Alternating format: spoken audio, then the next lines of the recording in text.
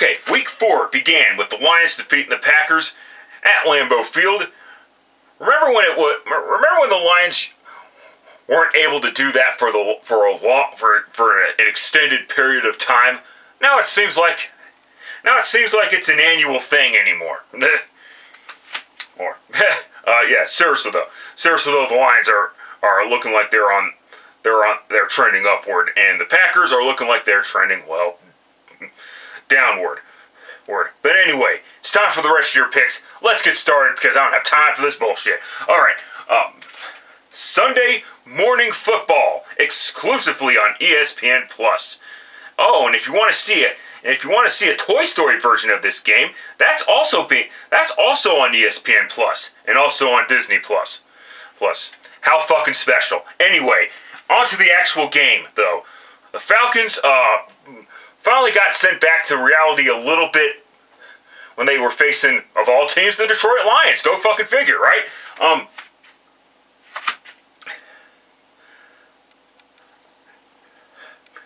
And the Jaguars.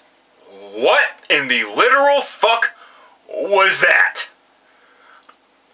I understand Jacksonville has had a really, really, really tough time beating the Houston Texans as of late. Not because the Houston Texans are a good football team. This is during the time when the Houston Texans have once again become the butt of the National Football League, and definitely the butt of Texas professional football. So then again, the Jaguars have also been for a period of time have been the butt of Florida professional football. And the Buccaneers also sucked until 2020. But anyway, Jesus fucking Christ, Jacksonville's offensive line sucks. That's just all there is to it. So with that alone, I got the Atlanta Falcons winning this game because the Jaguars are looking like 2018 all over again. You know, have a good season, pull a good season out of your ass every once in a while, and then the following year you're back to typical fucking Jacksonville. That's what's happening this year too. I hope it is what it is there. So yeah, take the Falcons to defeat the Jags. Rams going on the road to take on the Indianapolis Colts. I gotta take the Rams in this one. The Rams lost to the Bengals, and the game wasn't as close as the score would indicate. But I know the Colts picked up a lucky fluke bullshit victory over the Baltimore Ravens. It happens. I don't see the Colts beating the Rams though. So yeah, take the Rams to win this one. Speaking of the Ravens, they go on the road to take on the Cleveland Browns. Oh dear. Baltimore's in trouble. I mean, they're losing. They don't have key pieces on the offensive side of the football, and they don't have key pieces on the defensive side of the football. And I know injuries don't mean jack fucking shit at the end of the day. The games still need to be played. Bottom line, but I gotta take the Browns to beat the Ravens again. Lamar Jackson is nothing special. I'm sorry, he just isn't. I wanted to believe it, but I can't, unfortunately. Cream of the crap. Vikings going on the road to take on the Carolina Panthers. Valiant effort by the Panthers against the Seattle Seahawks. Of course, Andy Dalton was the starting quarterback, so naturally you're going to have a little bit of a delusional belief that you could actually win. But ultimately the Seahawks pulled away in the fourth quarter. And 37-27, but it wasn't even that fucking close. And the Vikings.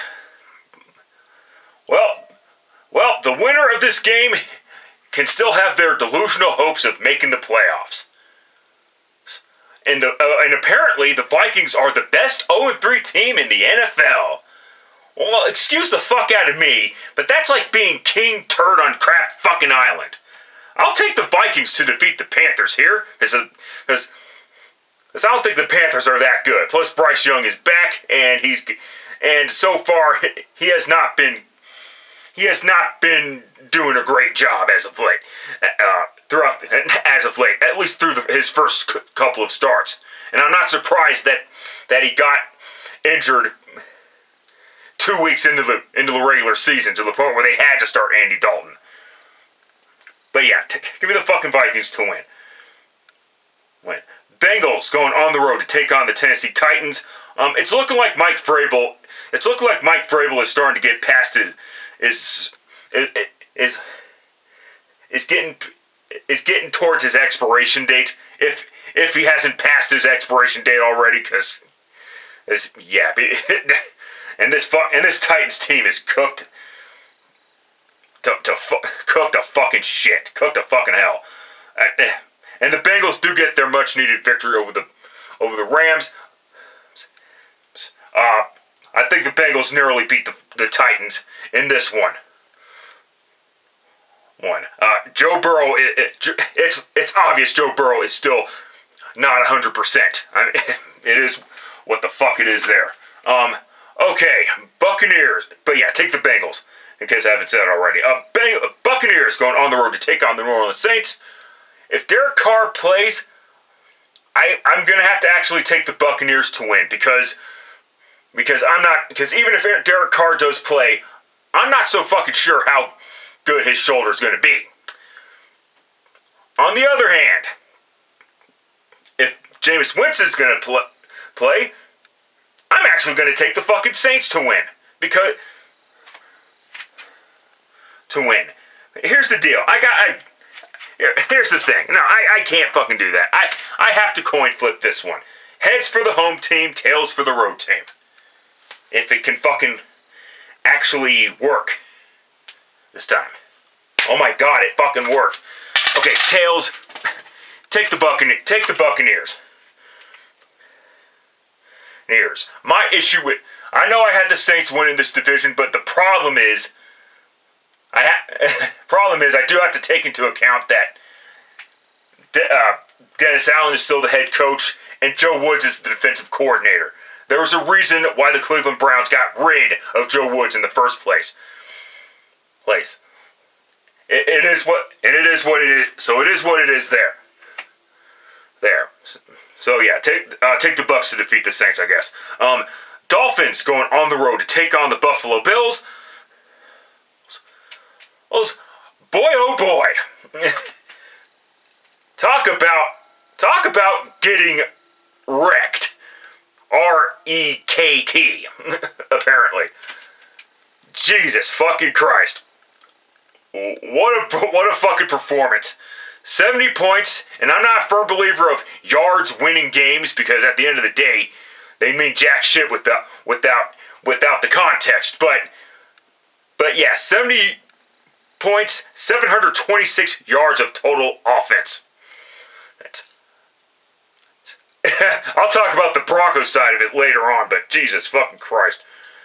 However, I do think the Dolphins have scored a few touchdowns too many here. So with that in mind, and the Dolphins are going to have to slow down eventually.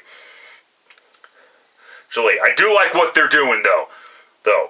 However, with that being said, I gotta take the Buffalo Bills. It would not shock me if the Dolphins actually pull off the upset in Buffalo.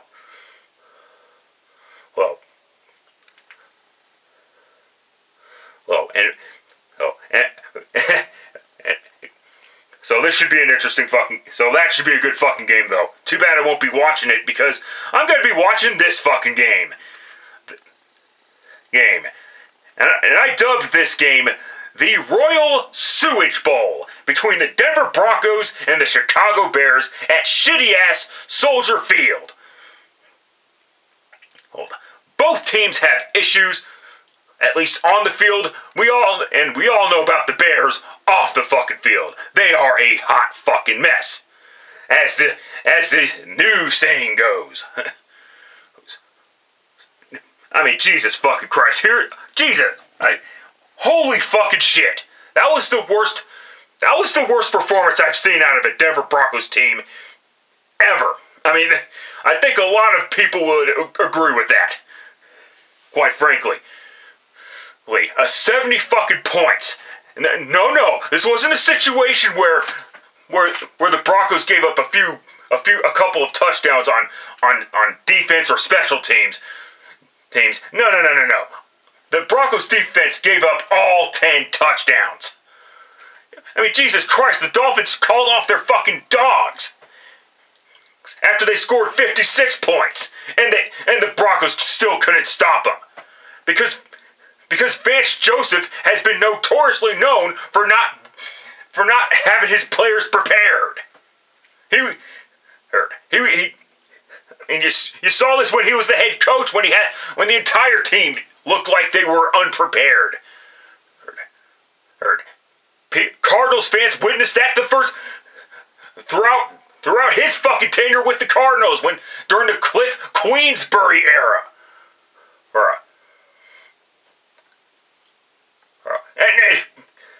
And now Broncos fans are witnessing it again. I don't want to put it all on Vance Joseph because the entire fucking roster sucks. Bottom line. And I don't want to hear excuses about which players were out because guess what, dipshits? The Dolphins didn't have Jalen fucking Waddle. And I believe Teron Armstead was out in that game too. So spare me the whole Broncos didn't have everybody bullshit. And as far as the Bears go, Jesus fucking Christ, 41-10. They couldn't score a single point until the Chiefs pulled their fucking starters and were able to capitalize off of dumbass bullshit Blaine Gabbert mistakes. I can't fucking believe he's still in the fucking league. And was part of a fucking Super Bowl championship team in 2020. How the fuck does that work? 41-10, or as the Denver Broncos would say, a good game. That's good for us. I mean, Jesus fucking Christ, man.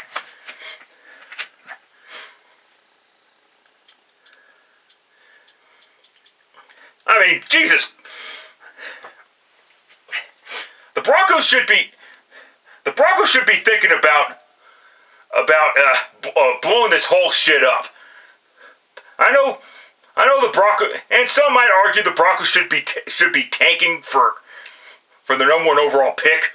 The problem with that, though, the Broncos didn't bring Sean Payton in to tank. They brought him in so that to have delusional bullshit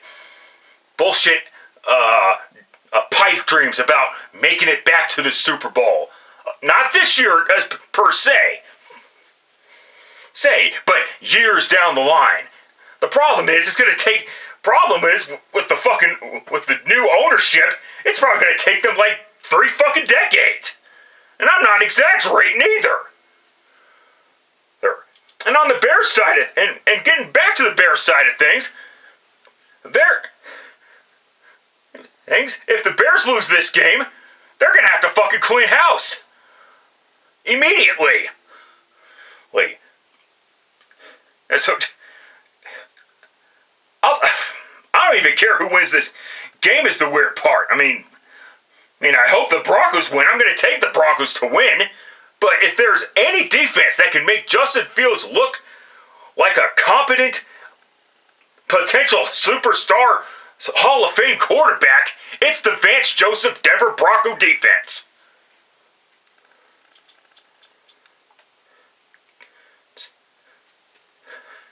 Moving on. Commanders going on the road to take on the Philadelphia Eagles. Last time these two teams met, the Commanders actually pulled off the upset and were the final team to defeat the Philadelphia Eagles.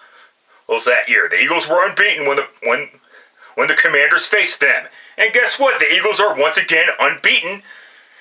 Will history happen twice in Philly? I don't think so. I think Sam Howell's struggles will continue. If the Buffalo Bills defense can bitch slap his dumbass back to reality, holy shit. I shudder to think what will happen when he faces Philadelphia's defense. They're still good, even though they lost a few players, but they gained a few players through the draft. Take the Eagles to defeat the Commanders. Steelers going on the road to take on the Houston Texans.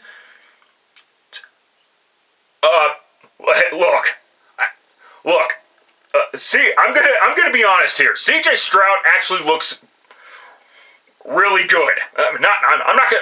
Not really good, but good enough to say, maybe this guy could actually be a franchise quarterback type of shit. The problem is, I don't trust the Houston Texans during the 2023 season. And I was shocked that the Steelers were actually able to score points on the offensive side of the ball. Then again, the Steelers were facing the Raiders. It just confirms that the Raiders are not that good of a football team, and Josh McDaniels is not that good of a coach. More on that later. I gotta take the Steelers to defeat the Texans. Sorry, but I'm not convinced yet. Yet. I mean, that they can beat a semi-good team, and the Steelers are a good football team. It is what it is there. All right. Late afternoon games. Raiders going on the road to take on the Los Angeles Chargers. The Chargers are lucky to be 1-2 right now because what the fuck was Brandon Staley thinking? He nearly gave the game back to the Minnesota Vikings.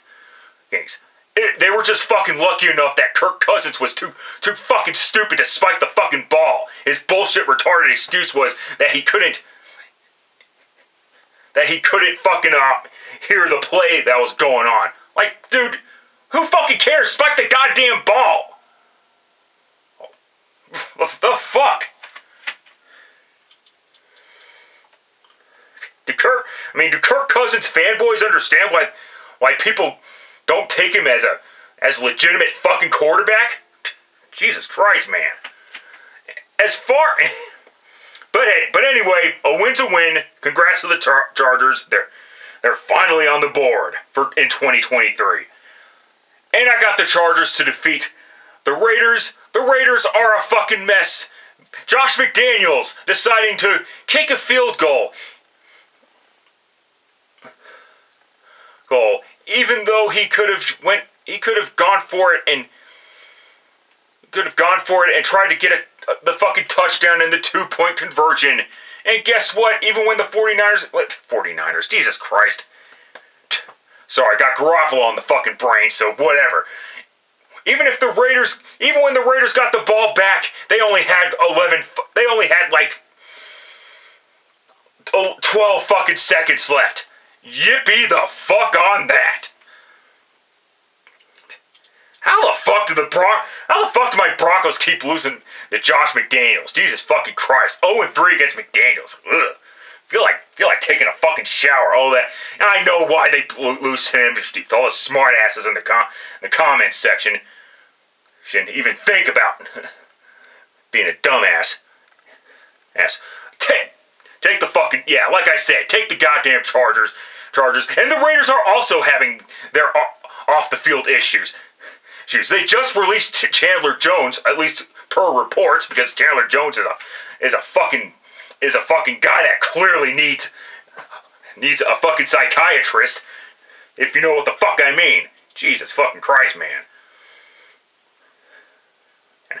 Alright. Cardinals going on the road to take on the 49ers at Levi's Stadium in Santa Clara, California. What the? Wow, Cowboys, you guys are fucking...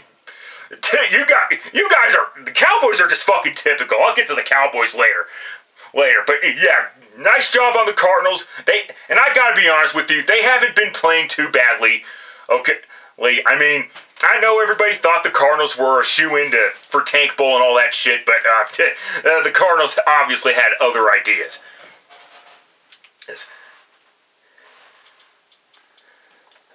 And as far as the 49ers go, they're obviously proving why they're still in the Super Bowl conversation. Take the 49ers to defeat the Arizona Cardinals. I don't believe the Cardinals are going to be on any type of win streak anytime soon. Maybe 1-game win streaks, but that's all there is to it. All right, continuing with the late afternoon schedule. Well, concluding actually, Patriots going on the road to take on the Dallas Cowboys. This is just typical Dallas Cowboys. Boys, take a team that's take a winless football team too lightly. And this is also typical Mike McCarthy bullshit as well. The problem with being conservative is that you're facing a team that frankly had nothing to lose. So they were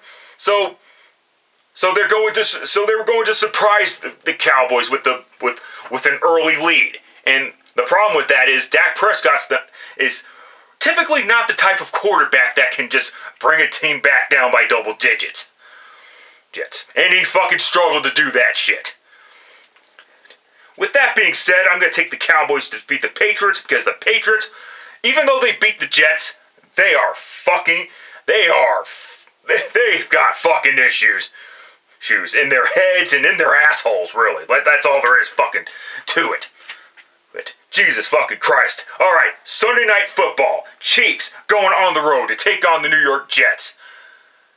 Zach Wilson fucking sucks, blows, spits, swallows, whatever the fuck you want to call it.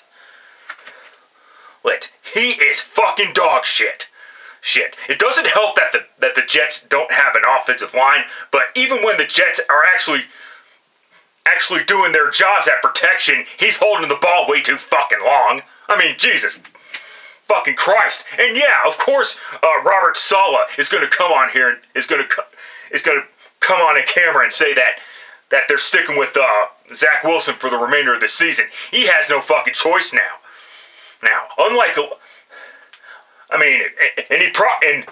And looking back at it in hindsight, he probably should have done the same fucking shit in 2022.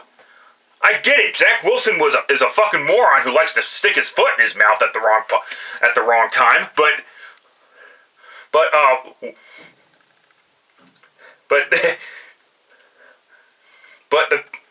the coach's job is to make sure that the quarterback is developed properly, and obvious. And when you're benching your young quarterback, you're not fucking doing that. Granted, I can't fucking blame him a little bit, but this is Brian Flores bullshit with Tua Tagovailoa. Yeah, many people would suggest that Tua is only playing well because he's a system quarterback and he has weapons. Because Mike McDaniel runs the same offense. Vince, that dating back to at least the 1980s with Bill Walsh. But what people fail to realize, and so did I,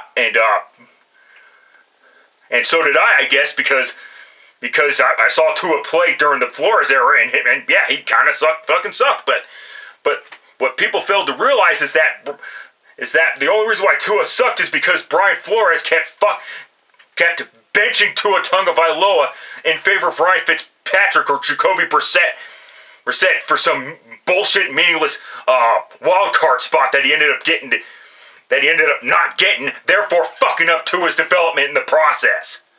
Anyway, sorry for the tangent. As far as this game goes, I have seen. As far as the Jets go, and as far as the Chiefs go, if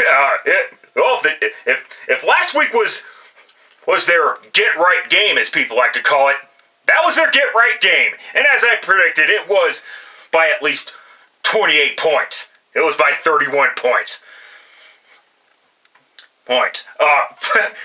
I've seen stranger shit happen, but take the Kansas City Chiefs to defeat the New York Jets. And on Monday Night Football, Seahawks going on the road to take on the New York Giants. The Giants are fucking dog shit. The end. And this game's actually going to be on ABC, or simulcast on ABC. So a lot of people on combined networks are going to be watching this game, most likely. The Seahawks usually win at MetLife Stadium, so I don't see that changing anytime soon. Seahawks, end of story. That's it. That's all. Till next time, later, fuckers.